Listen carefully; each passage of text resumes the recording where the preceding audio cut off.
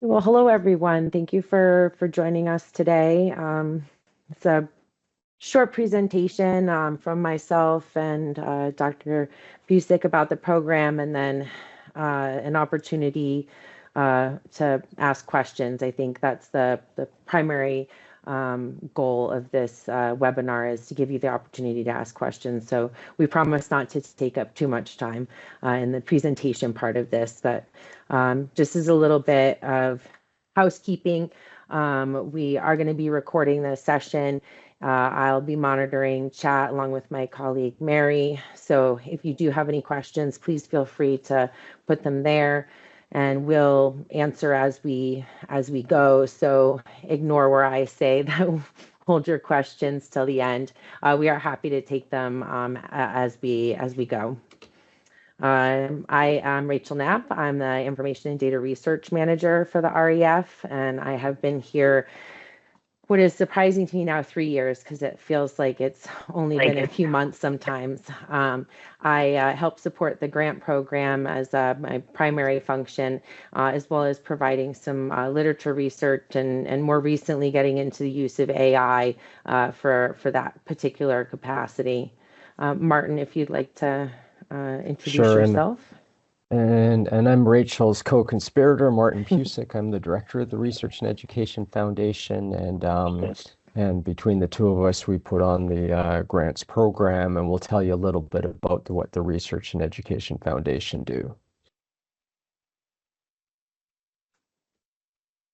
Oh, pardon me.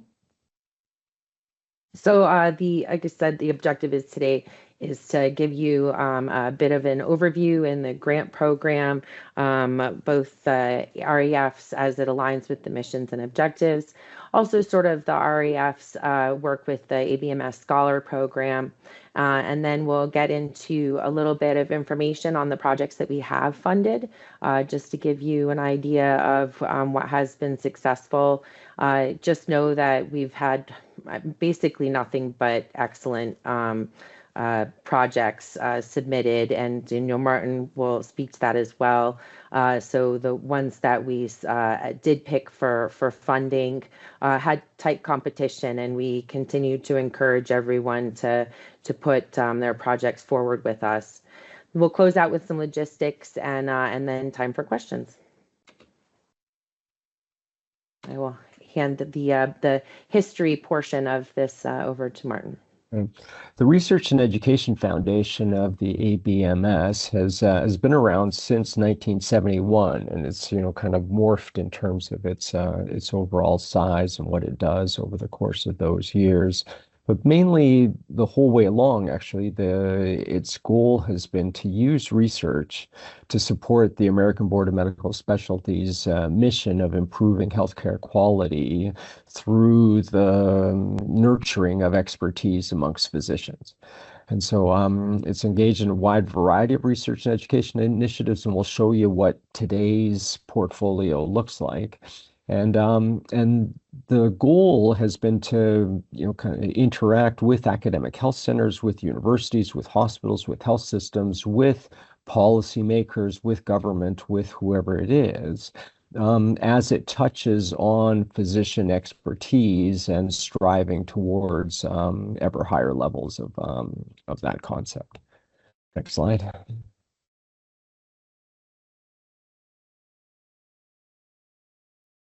Currently our key strategies are these three things, and so that we're conducting and facilitating education initiatives for improving physician performance, and all those good things, and so that ends up being in a series of convenings. So we have meetings like the research pre-conference to the ABMS conference in September.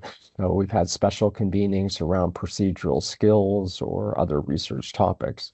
We also interact with our brethren at the AAMC, at the National Board of Medical Examiners, at AMA, and so on, and so that so develop relationships in which certification can logically interact with, for example, the ACGME, who carry out the residency programs and prepare a lot of the vast majority of the candidates for initial certification.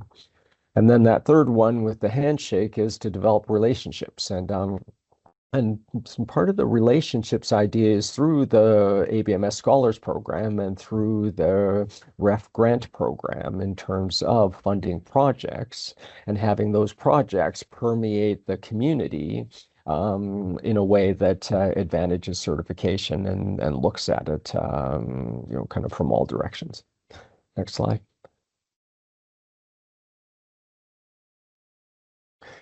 So one way you do that is, and that's not the subject of today's thing, but just a plug for the ABMS Scholars Program. And so every year we have a new group of scholars, and these are generally junior faculty, but not always. We have some, very advanced scholars as well.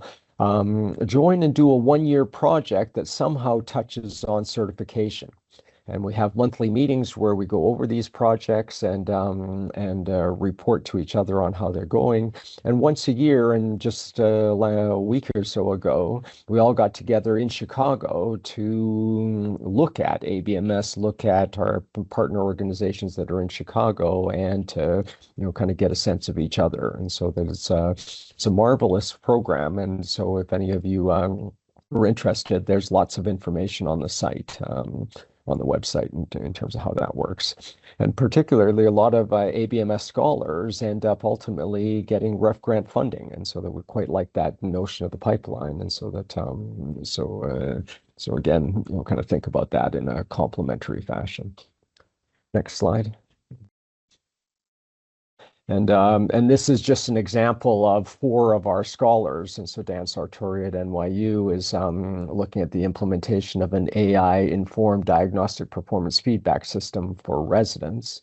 Li Jiaji is looking at advancing diagnostic equity through incorporating reflection on implicit bias into standardized clinical reasoning workshops. Maria Martinez Laje at Harvard Medical School is creating a virtual sign-out program for pathology residents, so a form of simulation. And Ruchi Thanawala at OHSU has taken on the notion of self-assessment and wants to put forward the idea that that's a hidden competency that can underpin competency-based evaluation. And so there are 18 scholars. These are only 4 of them, basically randomly selected to give you a flavor of what the projects are like. If you want to look at everybody's project, you can. And again, the notion is that that this forms a cohort, forms a group, and as you can see from the projects, looks at certification from a whole bunch of different angles, from AI through simulation, through conceptualizations, and all of those things will advantage our certification processes. And here's where you can find out more about the Visiting Scholars Program. It used to be called the Visiting Scholars Program because they don't really visit. They kind of visit once, and that's not a dominant part of it. We've rebranded it to the ABMS Scholars Program. So, next slide. Grant overview. What we want to do with this grant program, and this will be the 3rd annual version of this, is to promote research.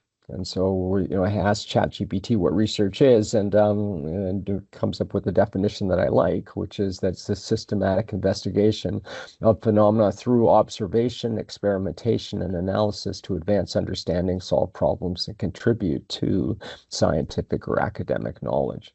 Next slide.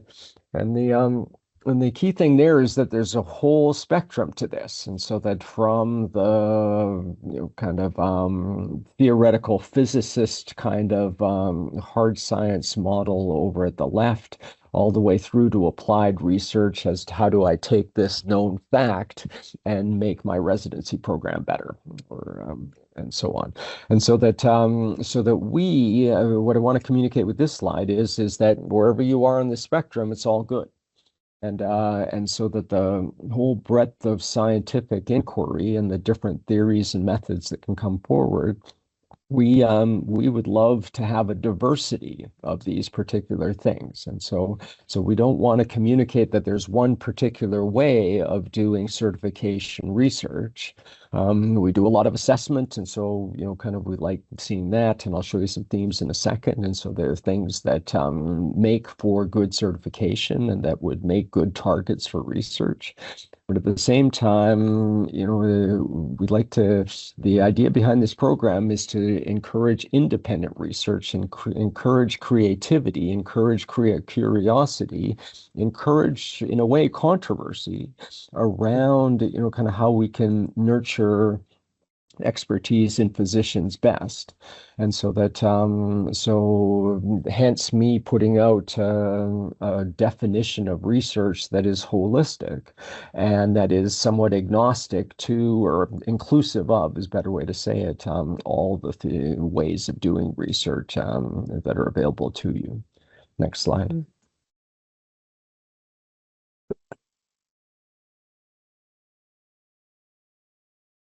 And so on the left there, you see the ABMS mission to serve the public and medical profession by improving the quality of health care through setting up professional standards for lifelong certification in partnership with the member boards.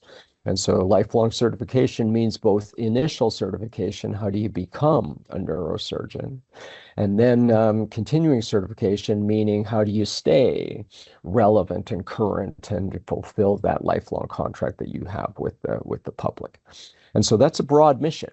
And but use that in your grant proposals to orient how your research is relevant to ABMS. And so that so I'd point out that it's a kind of a nice broad thing that that allows kind of the diversity of projects I'm going to show you in a second, and even the ABMS Scholars Program that I showed you earlier. But and so we have certain theme areas that we've listed, but they're can you go back the slide? Thanks. But they're example areas of focus, and so that they're not meant to be a limit, but rather an indication of the kinds of things we're looking at. So professional standards for lifelong certification. How do you create standards, inform those standards, make those standards relevant, and make better standards? Public health, the connections to populations. And so we have a population of 1 million physicians. How do those 1 million ABMS certified physicians touch public health? It can be a population question. Disparities in healthcare are legion throughout our system, and so that looking at making healthcare access fair and equitable is an ongoing focus. And then AI in assessment, equity in assessment, those are of interest. And then there's a excellent focus on competency-based medical education through the medical education community writ large, and so that and the ABMS is doing work in this area to kind of create a competency grounding of expertise. And so that, so again, projects there would be welcome.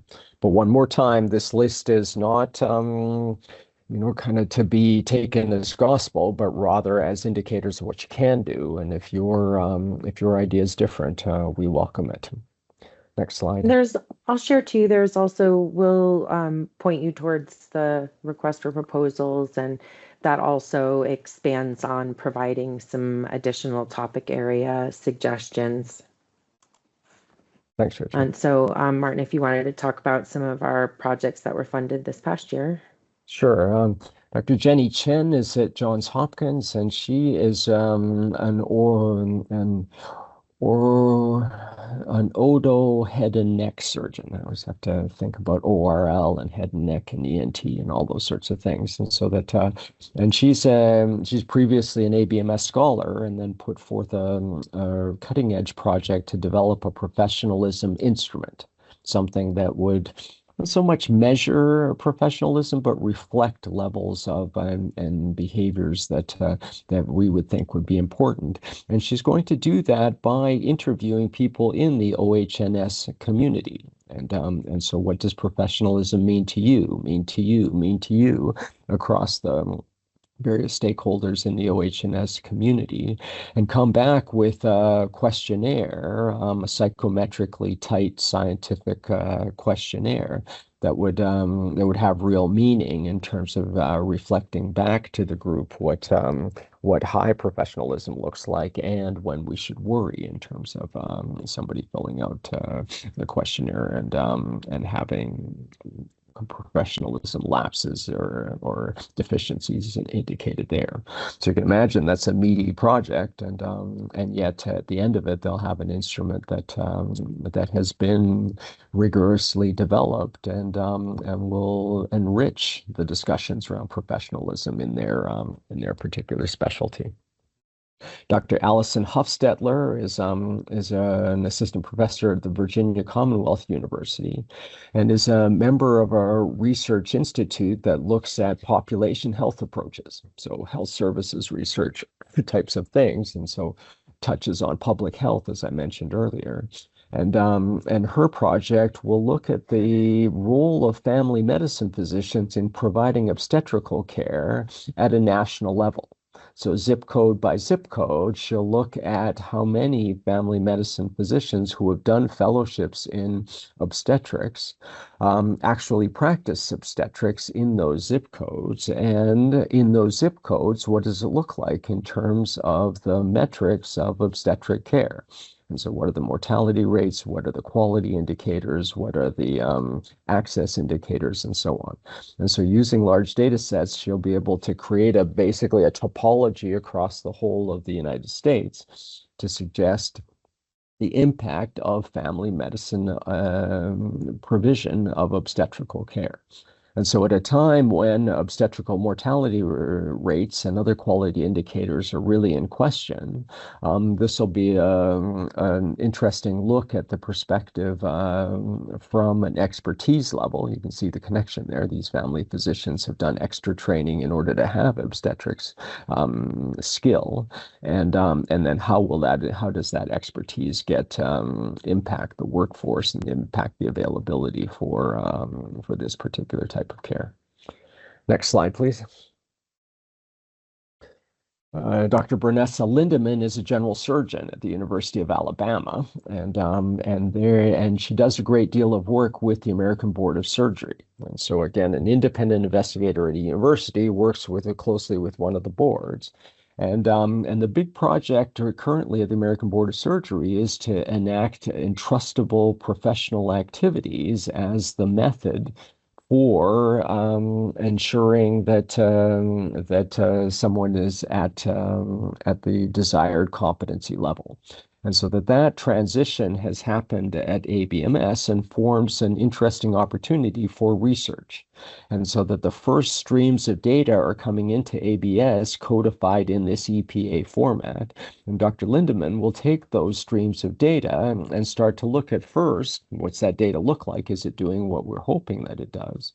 But then separately, she'll take the opportunity of this national cohort of surgical training data to statistically model what expertise can look like and look for phenotypes within the data for what excellence can be, but also feed back to the people who develop the EPAs and say, kind of here's where we may be missing things, or these EPAs don't seem to be functioning the way we anticipated. So in a way, a quality improvement project, but when you dig into the details of their project, it's not just quality, it's in addition to being quality improvement at a time when that is very, very crucial for the development of this particular program. It's also an opportunity for really thinking about how we look at expertise and how we demonstrate it at its scale, and to be able to tune that as we go across. Finally, the fourth person to get a grant is Dr. Yoon-Soo Park. He's the department chair for medical education at the University of Illinois at Chicago, UIC. And their project is in collaboration with the American Board of Psychiatry and Neurology. And they're going to look at transitions between residency program to fellowship, and that residency to fellowship program transition using the milestones data from the ACGME. They'll be able to tell the degree to which that continuous data stream forms a longitudinal track that can be usefully used for predicting who's going to do well, who needs extra support, and the like. And so both psychiatry has contributed three subspecialties, and neurology has contributed three subspecialties, so six subspecialties.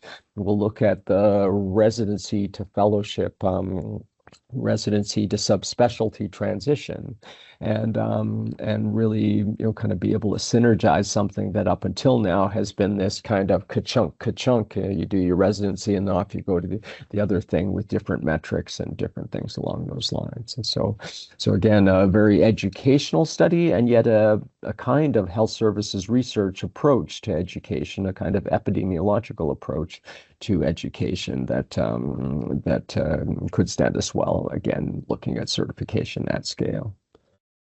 Okay, so next slide. And so again, these projects, what I would point out is are independent. They're meant to be investigator driven, so it's not the ABMS dictating the question. And then while the ABMS can suggest themes, and you'll see in the RFP there are kind of guidance along those lines, but just so that you don't have a blank page problem. But if you've got an idea, then you can see how different those four projects are one from the other. You can also see how different those scholars projects are one from the other. And so one of the key messages of this webinar is that if you have a project that you think is very different, that's okay. And so bring it on down, and we'll look at it and bring it give it full consideration. And the key word that I would point to on this slide is that word at the bottom left, independent. And so that can be an awkward word in that the member board may have certain ways of doing things, and if the researcher comes in and questions that, then kind of that's good research, but it can be awkward for the member boards. And so again, we don't want to be seen as kind of producing biased research, and hence that key value of independence.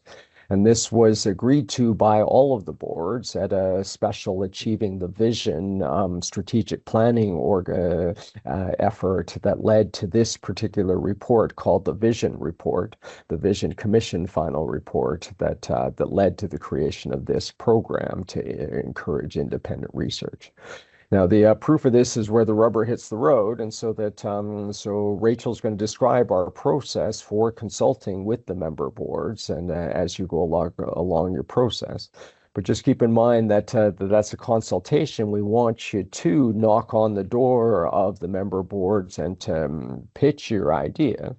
And whatever you hear, then you will be the wiser. And so but remember, there's going to be an independent adjudication board that is independent of the member boards that will select the actual grants that get chosen. And so that board's job is to choose the best research, and then after having chosen the best research, benefit from the dialogue that happens between the investigator and the member boards. Next slide. And so the people who are eligible for this are independent investigators at medical schools or academic health centers. That one's easy for us. If you're at an academic health center and you have a faculty appointment there and the whole bit, then you have the mechanisms and the grant funding offices and the thing that make this easy. For other organizations, let us know, and so that there are organizations that it's not meant to be a support commercial research. So we're not going to fund Microsoft, but at the same time, a collaboration that you can specify how it's independent, independent both of commercial enterprise biases as well as independent from a member board standpoint. Then we'd be happy to think about it. So if you're from some other organizations, contact us. For now, this is limited to the United States, and so the organization has to be in the U.S. and in order to qualify for this program. And again, kind of that rightmost box that if you're at a member board, we consider you conflicted and not independent. And the member boards cannot apply to this program directly in order for it to be able to assure the public that the research that we produce is independent and unbiased in that regard. However, kind of if it's got a PI who's independent, that PI is free to collaborate with the boards. And so the Bernessa, Lindem, and ABS interaction is an example. The Yunsu Park with the ABPN collaboration and the like are, kind of examples of that. Next slide. Martin, we had a quick question in the chat about whether or not nonprofit research institutes would be eligible. Yes, they are. Yep.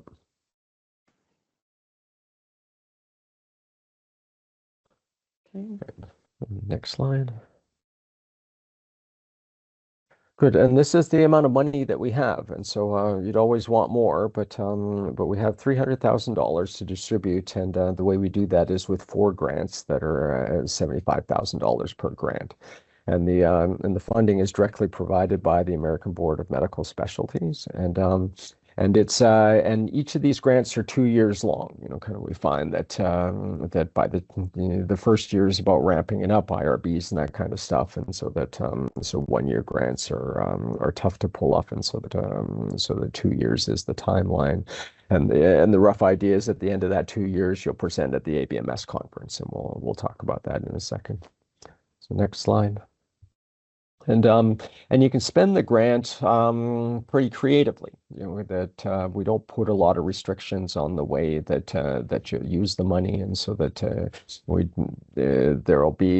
it's not meant to buy you photocopiers that your university should have gotten you and the like, but rather as when you do create the budget module, the idea is that you just justifies how is this going to tie into the project, and so as long as you make a good justification as to why it will forward the project, then away you go. And so release time for investigators, getting research assistance, getting statistical support, using incentives for research participants, computing time for AI projects, all of that's good. And so we recognize that in encouraging a diversity of projects, we're going to encourage a diversity of theories and methods. And if you encourage a diversity of theories and methods, then you have to be accepting of a diversity of things people spend money on. And so again, if we have a problem with any part of it, we'll let you know. But otherwise, kind of again, our guiding principle will be: is the money being spent to further a quality project that will impact certification? So as Martin mentioned, it is a 2-year grant. We will have twice a year Zoom meetings. So we do feel like it's a very important part of this program.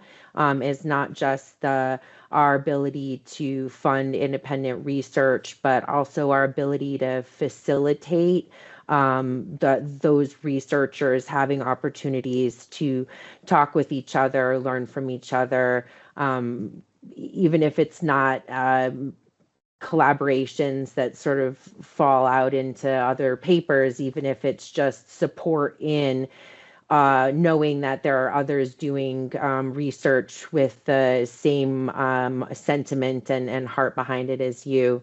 As Martin mentioned, we do require that grant recipients present at the ABMS annual conference. That's in September. It'll be in Chicago the next few years. And we will be looking for grant recipients to submit for publication in a peer-reviewed journal. And that is all stuff that we're going to work with each of the recipients to ensure that they're finding the right outlets, and that we're able to support all of our recipients in doing that. I do want to acknowledge there are a few other questions in the chat. Min Liang asked if residents serving as PIs can collaborate. So we'll get to those questions at the end of this portion. Is that okay? So I wanted to also point out that, again, Martin touched on this, but just to reiterate that the adjudication process is happening from an independent board of researchers and physicians. I can't speak highly enough. It's a super impressive group of people. I've had the opportunity to sit in on the adjudications, and the level of care that the applications are given, the questions that the group ask. We provide feedback to all grant applicants, not just those that are admitted through to the next phases, but I've seen a few names on this webinar that are familiar. So, for those of you that are returning to apply again, we are so glad that you're here. We really want to make sure that this is both a learning opportunity for you, just as part of thinking through applying for a project like this. So hopefully we can aid in your project growing, whether it's through us funding it or just in us being able to provide feedback from this really amazing group. The letter of intent is due the last Friday of January, so that's a 3 to 5 page. You don't have to hash out a full budget or anything at this stage. And I'll put in the chat the link to the description of the grant opportunity.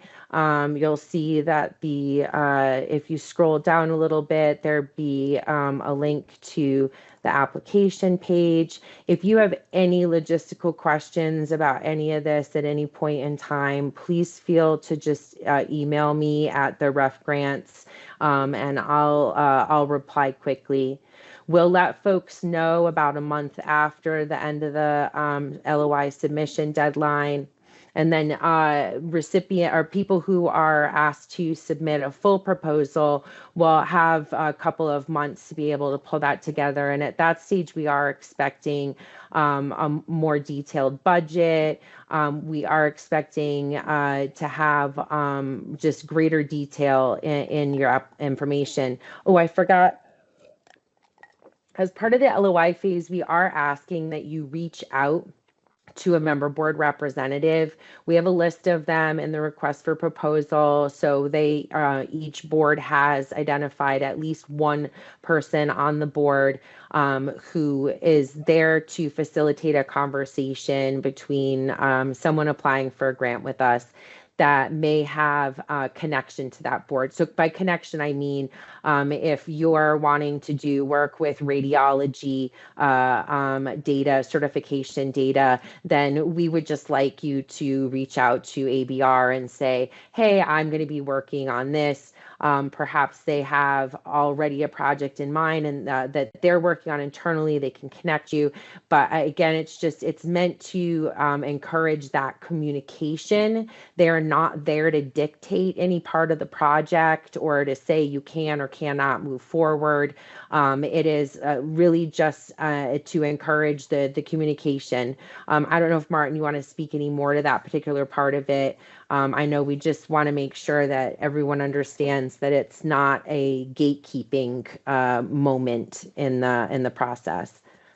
Yeah, so we do have there's a checkbox in the LOI thing. Who did you talk to at which board? And so we do want to stimulate that conversation. And so that just because we think it'll make your grant stronger to have a sense of the board and who's there and what they think of the idea and the like. And so that but again, they have no veto, as Rachel has said, and so that so whatever your ideas comes forward, it goes to an independent adjudication committee that then kind of looks at the idea from overall community standpoint across the boards as opposed to within any individual board. So again, then just to conclude the timeline, we would be sending out notifications in mid-June, and then the projects would begin funding end of August, early September. We have this beautiful flow diagram that is Martin and I both love a good if-then chart. So this just sort of walks you visually through the process that we've been talking about. So from assembling your team and drafting those initial LOIs to our adjudication process, and then invitations to apply for the full proposal. Again, to repeat that process through to the adjudication. And again, we don't indicate this here, but I think this is such an important part of this program, is that you will be provided feedback, whether invited to continue or not. We transfer 75% of the funds at the onset. And then after a series of milestones, including those meetings, the conference, the publication in a peer-reviewed journal, and a final report to us, and then that's when the final 25% is distributed. And just to reiterate, what we're trying to do here is build up research community, and so that ABMS conference report out of the results of the research are meant to generate a broader conversation within the community around your topic. It's your chance to influence the community, and it's really the return on investment for this grants program is to have certification research discussed by both the certification community and to impact beyond our community out into the research world, and hence the publication. So that the implicit deal here is that you carry out your project and you come back, tell us about it, and as part of that, generate a publication that then people can debate and soak up in terms of their certification work. So as I mentioned, we have a list of representatives. These names and their contact information are available in the RFP.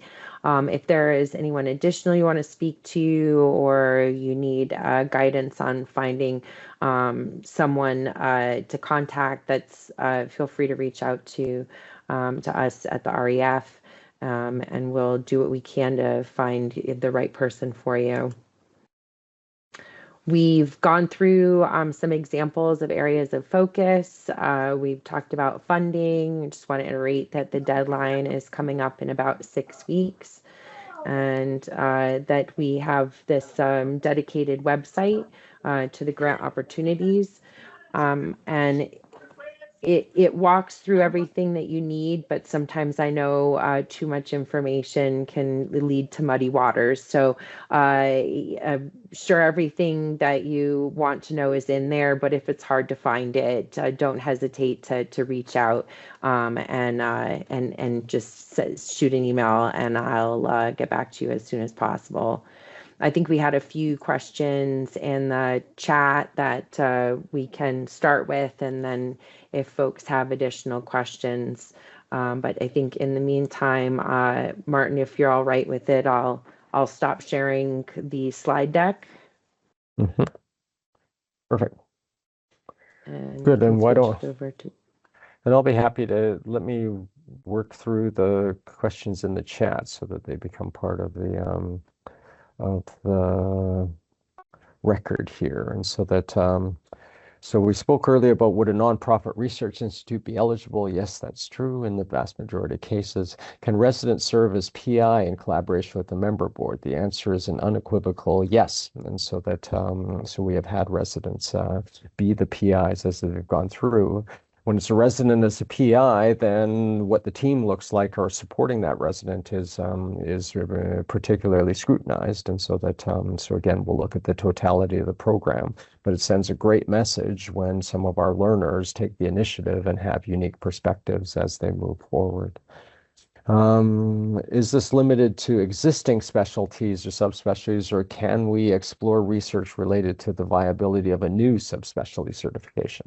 Away you go. And so that this is the kind of creative thinking around this that we would welcome. And so that so some of the projects you've got the sense of are narrowly defined by a subspecialty, a particular board. But some of the projects and some of the best proposals we've gotten are these cross-cutting things where people look at professionalism as it affects subspecialists or specialists, and so that so a nice general question, and then there's a sampling across boards, and so that across boards thing can be actually an advantage if you can point to in your proposal how your thing within a subspecialty could generalize to other specialties. So, for example, Dr. Jenny Chen's professionalism instrument for ABOHNS. The hope there is that in there we learn from their recipe and then could apply that to the other boards. And so that part of the what they really liked in that grant was their claim that if we do this well, then we'll be able to pass the recipe along to other member boards. And so the interstices between member boards, or indeed what is a member board, what is a specialty, and how can we make it better, is fair game on that research continuum. The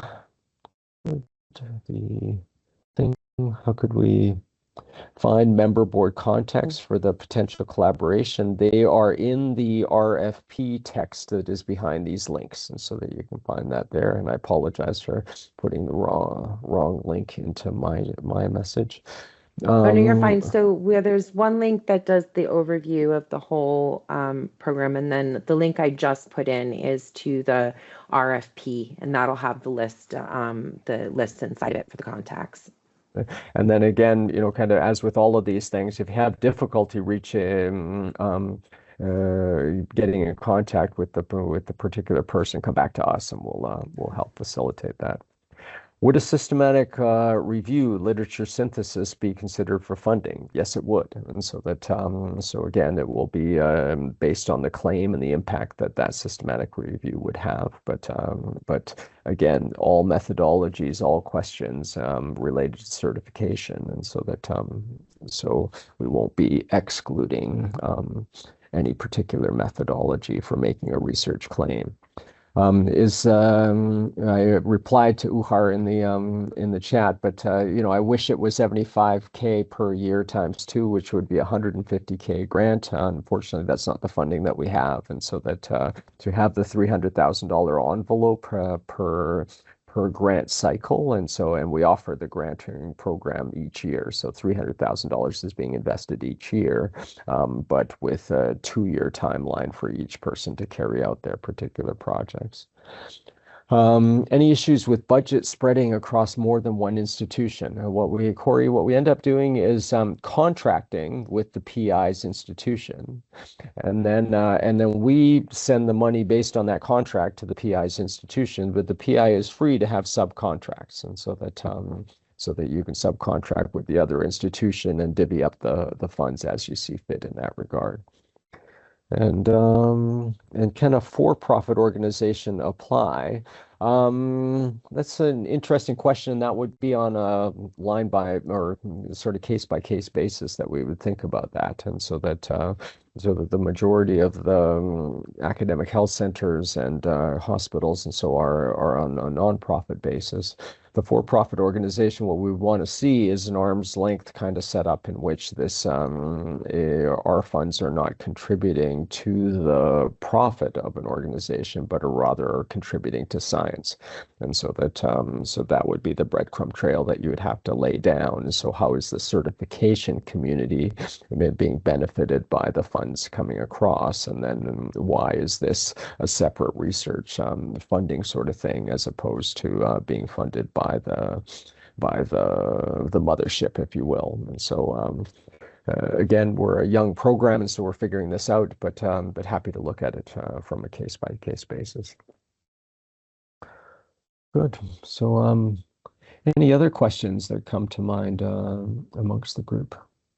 We're super excited about this program. We're super excited about all of you being here today for the webinar, and so I hope that we've been able to get across the notion that this is a research program that we really believe in and has been marching along quite nicely, and is meant to build research community around the issues of certification. I see a new question. As can a single PI can apply or departmental support needed? Uh, uh, that again, we would look at while there's a certain attraction to the rogue single PI, the degree to which you can demonstrate that what you're doing forms part of your research story, and indeed the research story of your context, and so that if you're in a particular department or whatever it is, then that helps the research grant, in my experience. But at the same time, again, it's if you can make the claim that independence is a value that allows you to take a unique perspective on the question that you propose to investigate, then kind of we'll look at that. So we won't prejudge this, but instead send us a note with an abstract of what you're trying to do, and we'll figure that out. Good. Again, this is not a one-time deal, so the webinar is meant to be an efficient way to get kind of this year's story out there. It is recorded, and so we'll have that up on the website soon. But at the same time, we've put in our contact information around the grants program, so feel free to drop us a line, and we'll get back to you as soon as we can. So, okay, well, thank you all Thank you all again for for coming. joining us. Yeah. We look forward to seeing your LOIs.